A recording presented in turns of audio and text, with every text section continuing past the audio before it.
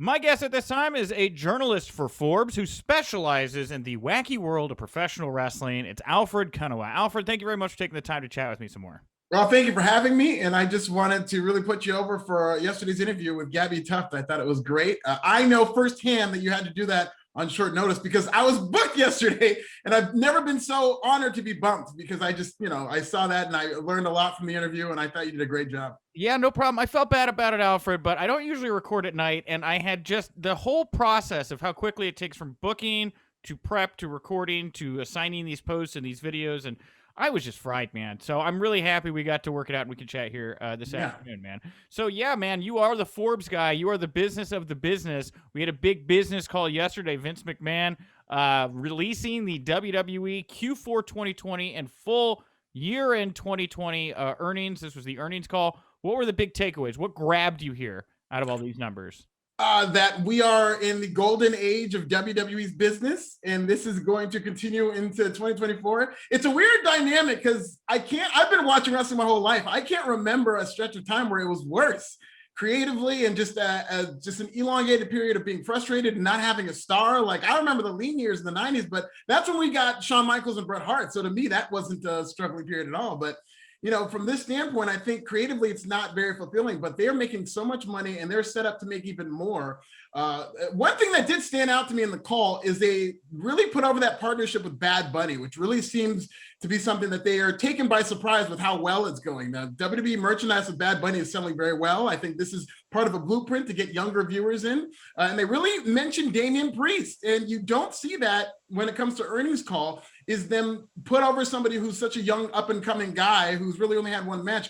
WWE, the tea leaves say that Damian Priest is something that they are significantly invested in. And I know it's easy because Vince McMahon tends to have that new toy feel, but I really do think that this is something that the entire office is behind, that Bad Bunny being a vehicle to introduce Damian Priest. Yeah, and I'd love to see him do this with more performers, young performers to grab people. I even watch an AEW, Jungle Boy's got a real song now that he comes out to and everything. And it just adds so much flavor to the product when you have him there. And, you bring up how this is the golden age of WWE's business. However, we're not obviously in the golden age of WWE creative. So how, for the fans that are wondering just out there, how is this possible? How is WWE being able to make so much money right now while creatively seeming to just kind of skate outside of what they're doing with Roman Reigns, which seems to be good? And that's a great question. And it's because WWE, right place, right time. WWE is essentially, in the business world, they call it an arms dealer because the content creators need content. Content is king right now. We're in a period where HBO Max wants to explode onto the scene. NBC Peacock, ESPN Plus, that ESPN deal with UFC really helped put ESPN Plus on the map. And WWE is now benefiting from that because now NBCUniversal wants to use WWE as their UFC to put Peacock on the map. And so WWE is making a lot of money from licensing its library, which is very valuable, licensing its television deals, which is very valuable to content creators who want to bring more attention to their streaming platforms, and very valuable for a network like Fox who wants to fight against content creators because they're a traditional television network. So WWE is just in this great catbird seat where they can make all this money off their content without necessarily having to have very good television ratings. And the thing is that people are concerned about is that WWE will not have any incentive to put on an appealing product. And that's correct. WWE is making so much money and it's so guaranteed they don't have an incentive, but that's not going to last very long because I really do think that maybe as soon as 2024, NBCU will eventually make an offer to buy WWE. Okay. And if NBCU buys WWE, that's going to be a completely different dynamic than what we're seeing right now. So you're kind of in the same timeline that I am. So your expectation is like maybe my expectation. Once WWE's contract with Fox for SmackDown ends, which would be right around 2024, I believe. Yeah. You get free of Fox, WWE or NBC can pull SmackDown back in, and that's where the deal of a lifetime offer gets made to Vince McMahon. You think that's going to be the case? 100%. At the very least, I think NBCU is going to put in an offer. It's the only thing that makes economic sense for what they're paying for WWE. They're essentially paying a renter's price for something that they really should own, given how much investment they have in it. I think the only reason that they haven't so much as made an offer is because, like you said, SmackDown is over on Fox right now. But when SmackDown is up for sale, if Fox wants SmackDown and NBC Universal is definitely going to bid for them, that's going to raise the price even more. That's why I say this golden age stuff, to where when it comes to NBCU bidding on SmackDown, so to speak, they might just find a better offer to just buy the whole company so that they can get bang from their buck and they can look for return on their investment down the line. Because it will be cheaper long-term for NBCU to buy WWE, given all the money they're paying on an annual basis for all these shows. It is wild, the last big moves that, I mean, and again, we don't know exactly what's going to happen here. I say the last big moves, but like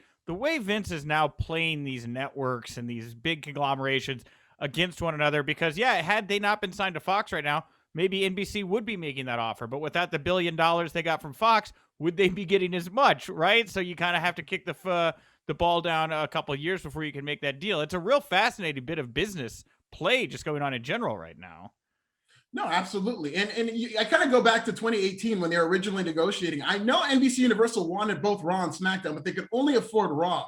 But in another universe where maybe Fox doesn't become as much of a player, maybe NBC Universal does get SmackDown. And if they had that, I think instead of that Peacock deal just being a WWE Network Peacock deal, I think now we would get NBC Universal buying WWE, but they're just going to have to hold off for a couple of years for that to happen. Yeah, absolutely. And you don't see them buying WWE while WWE is still on Fox, obviously. That seems like absolutely not. It's not going to happen while they're on Fox. It's just too much moving parts for a rival network. In fact, Nick Khan, the CEO Chief Revenue Officer, recently came out and said WWE is done with major deals until the television rights negotiation fees start negotiating in 2023, and which I think is a smart move. Is the landscape, I don't see it changing that much in terms of these streaming services trying to accumulate all this content, and WWE is going to be only more valuable when that time comes for them to negotiate their contract in 2023. So what is it at right now? How many subscribers are we at about right now with the network, Alfred? Do you know? A little over 1 million. I would say 1, and that's the thing, 1 million, 1.5 million. The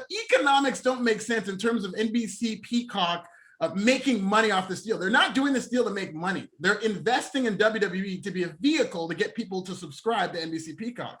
But if you look at, let's say 2 million people subscribe to WWE, like a lot of those subscriptions are going to be $4.99. Some of them are going to be $9.99, and they're going to make what, 100, maybe 70 to $100 million for something they're paying $200 million for. So this is a long play. That's why I'm even more convinced that they're at least going to make an offer, because this is all just an investment.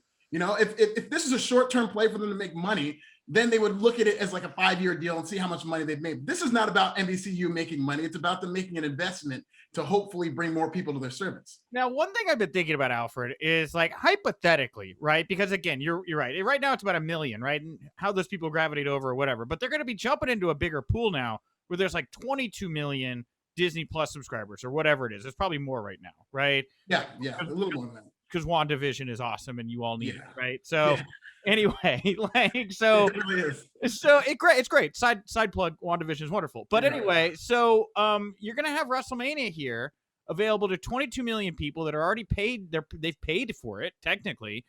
Is it possible here that we see more eyeballs on Monday nights, on Friday nights, because these more casual fans are going to be using this and getting access to these pay-per-views and things? Do you think it correlates into more people enjoying WWE content? It's possible. It seems possible, but we've already seen that exact scenario play out on a bigger platform on Fox, and it did not translate to more viewers. So yeah, it is possible. And that's what Nick Khan is trying to sell to all these investors. We're going to be on this big platform, but WWE was on Fox. It doesn't get bigger than Fox. It's 121 million households, and their viewership was higher last year when they were on USA Network. They were doing 3 million viewers on USA Network, which is much smaller.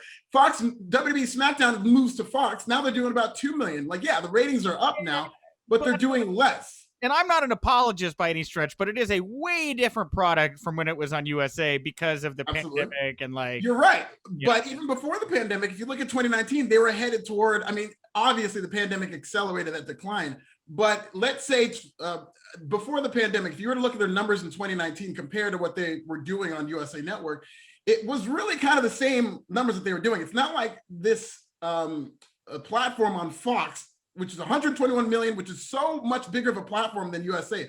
It's not like they're getting that much of a bang out of their buck to where now the audience has at least doubled or gone up 1.5 times. It's still on the same downward trajectory as it was on prior to them going to Fox. So I think we're going to see the same dynamic play out with NBC Universal, in that yeah, you're on a platform where a lot of people are available, but I just don't think people are going to be as into it because they don't have a star. They don't have a Conor McGregor like UFC, which helped crash the streaming services when he was on pay-per-view. They don't have a guy like that. Yeah. There was a really interesting line that Nick Khan had on the earnings call yesterday when talking about eyeballs on the product. He used the phrase linear eyeballs. Now, I've never heard this term or this phrase before, but the way he used it was to say, we're not losing people. The eyeballs are just gravitating to YouTube or Twitter or Facebook or whatever. It was a real ball and cup game. What do you make of Nick Khan's linear eyeballs comment? Let me preface this by saying I think Nick Khan is an absolute star business-wise with WWE. I think he's done a good job. But I'm going to talk to Nick Khan a little later today in about an hour, and that's going to be my first question because I think that's absolute BS. In fact, I know it is. In terms of, oh, no, our television ratings aren't just going down. Just more people are on different like social media platforms. WWE's television ratings are going down because their product is not that hot. And they kind of contradicted themselves by admitting that SmackDown is up 8%. And it's like, you look at these two shows, you see Raw is down in viewership. They've had 3 times this year where they did their lowest number ever. And it's a show where you got all this magic, where there's a lot of unrest. If you look at the general consensus from people who watch the product, they say that they don't really like it. But you look at SmackDown, the day Roman Reigns came back, their viewership went up. Is it because people got tired of watching on Facebook and they want to watch now on TV? No, it's because they're making a compelling product. So I just don't buy the idea, especially because I've been covering every episode of Raw every week for the last 6 years. And I've seen the dynamic of the audience shift to where there used to be so many people who don't watch wrestling at a hardcore base, and they're just like casual fans checking in, and I would converse with them. Those people are gone. I can tell you right now, I have a lot of friends who used to casually watch wrestling. Those people are gone. They didn't go to TikTok. They're gone. They're not watching WWE anymore. So that's a real slick kind of carny trick of saying that, no, the eyeballs are shifting, but that's just not what's happening. The product just isn't as hot. We saw a lot of the key performance indicators going down before the pandemic from the live event revenue. They're starting to lose money on live events. Like, there's so many indicators that suggest that the product's not hot. So that TV linear eyeballs thing, it just doesn't hold up. I'm going to do my questions a lot of order here because something you just said, with the product not being hot, I was really surprised last night or on Wednesday night. We got the viewership numbers back yesterday, but Edge was on NXT, and that's their Royal Rumble winner. I mean, that's hypothetically where you've put all your eggs in right now, the basket, right? They still lost by 200,000 to AEW that night. I mean, is that a barometer of anything for you when you see the numbers come back like that? It's a barometer of what I think is just nonsensical, basic advertising by WWE. Like that, I don't think that's an Edge problem. He promoted that by going on social media and saying, I think I'm going to stop by and say hi to my wife and maybe I'll be on NXT. That was a big promotion of Edge. Like, yes, we all expected Edge to be on NXT. If you're a hardcore viewer of WWE, you go on WWE.com, you'll see a picture of Edge suggesting he'll be on NXT. There's no announcement about this on Raw. They didn't use any of their television to say Edge is coming to NXT. That would have helped move the needle. Instead, they just relied on social media, similar to what they did with Randy Orton versus Edge on Raw, where there was no promotion of this huge pay-per-view caliber match. They promoted this in the 3rd hour of Raw, and I'm like, wait, they're doing that tonight? And if you look at the 3rd hour viewership, yeah, it kind of held up, but nowhere near what it should have done for Edge versus Randy Orton on free TV. I was gobsmacked when I saw that graphic come up. I was like, what? Yeah. Like, they put Alexa and Nikki Cross. Exactly. Hypothetically, that's a years-long, program at this point. And I'm with you, man. That one made no sense to me. So my other question here then with all of this is, they made a bunch of money, right? More money than they've ever made, but the stock is down. It's still down. Right before we talked here, I think it was down another 5%. Why is the stock going down when they had such a good financial 2020? Yeah, and I expect the stock to go up long term, but there are a couple of outlook concerns, especially in the immediate future. The fact that WWE won't be touring until maybe the second half of 2021. Christina Salen did bring up the fact that there are going to be some revenue offsets. I don't want to get too technical into it, but basically NBC Peacock's accounting system records differently than WWE's. So they're going to record at different times. So there's going to be some timing differences that may reflect in showing lower revenues than what really is there. So maybe there's not going to be as much money being made to the investors. And then also, the international deals, the fact that there's a lot of uncertainty with when they're going back to Saudi Arabia and how much profit they're going to consistently make in Saudi Arabia. That was a concern to some of the investors who were asking questions yesterday. So I think a lot of those things have combined to where there's so much uncertainty of just how much money WWE is going to make. But I think once they start making this money and moving toward negotiation season, if you want to invest in WWE long-term, I would say sometime in 2022, you invest in that stock, because when 2023 comes around and there's negotiation season, if you remember 2018, they hit almost $100. Right now, you can get it at a discount. And just as a long-term, I'm not giving any business advice. I'm just saying it might be a good idea to invest in WWE because it should go up and it will go up. You look at how much money they're making. It has no choice but to go up long-term, though, but not in the immediate future. Alfred says invest. Jim Cramer, sell. You gotta, here, wait, let me see if I can do this correctly and coolly. You gotta cut through the competition. Right? On demand, I like that. And now everybody knows I keep a knife on my desk. I have a lot of things on my desk. All right, well, let me see here. Let me get back on track here. So yeah, the stock, that's well said. I was very confused about why the stock was trending downward. And it makes a lot of sense to me, what you're saying here right now. So the other thing that came up here recently I wanted to ask you about is this news about all this sports programming gravitating over to USA. Do you foresee NXT still on the USA Network Wednesday nights come the end of 2021? I could see it. The end of 2021, yes. Further than that, when it comes time, I know they have like a hockey deal where they like airing hockey on Wednesday nights. Who knows what's going to happen? I think they're going to try to keep NXT on the same night. And I think because of how much they have invested in WWE, NXT is going to be more of a priority than maybe like an NHL or any of the other sports or whatnot, because I just think that they have a long-term plan to really make WWE a hot entity so that more people can be interested in investing in, NBC Peacock or whatnot. So I don't see NXT moving nights anytime soon, definitely not this year. But it's not out of the question for when they shuffle up the deck years from now. And flipping up over to AEW, what do you think of the creative direction and business direction they're moving? They seem to be trying things out here with Shaquille O'Neal. What do you think of the direction AEW's headed at the moment?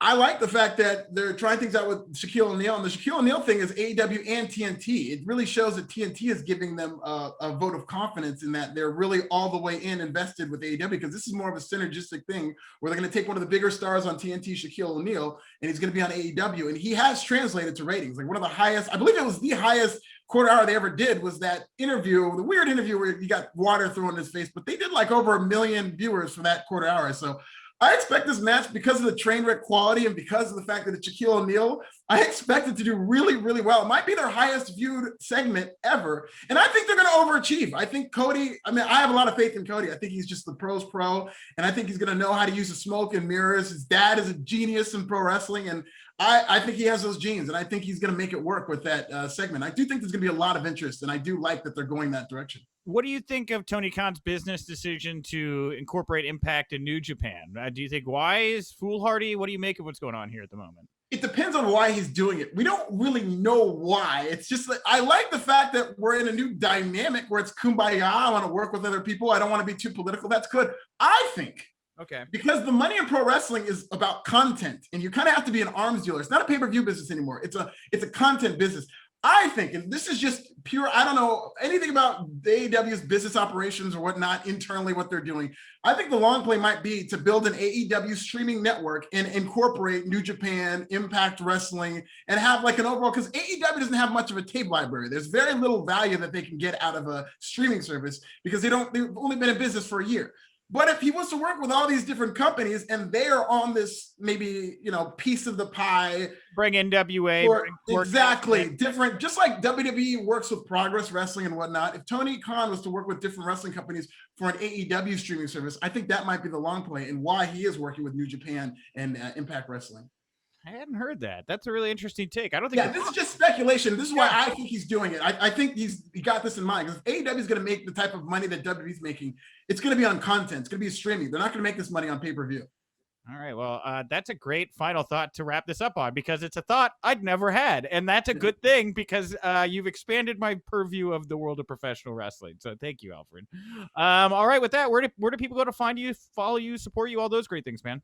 Follow me at This Is Nasty. Subscribe to my YouTube channel, Pro Wrestling Bits, and read my articles on Forbes. And then also Wrestling Inc. here Wednesday nights. Thank you. Of course, you got to plug us, right? Yeah, I got to put over the brand. It's not logos everywhere on the screen right now.